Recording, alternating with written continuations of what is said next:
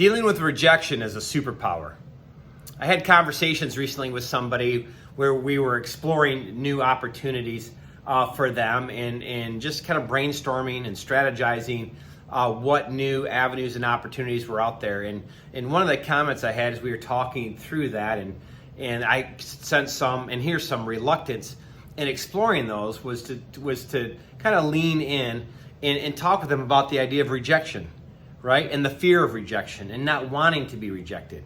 And I think if you can overcome that fear, if you can get through that, that truly is a superpower. If you can put yourself out there and not be afraid of the rejection and be able to handle it when it comes. And look, at rejection is not fun in any form, at any level. It's not fun. So it doesn't mean you just plow through it without having any feelings around it, but being able to step back, process the rejection, learn from the rejection, and then keep moving forward, right? That's, again, how Rocky would say, that's how winning is done, in my opinion, in my experience. And in sales, with my sales background, I mean, this is all of what sales is rejection. I mean, sales is wins, and it's a great career, and it's awesome opportunities.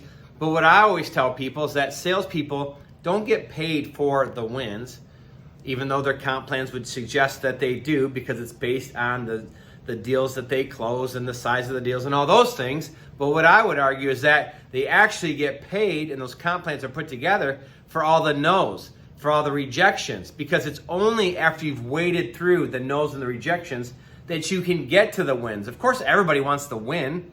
Everybody wants to win.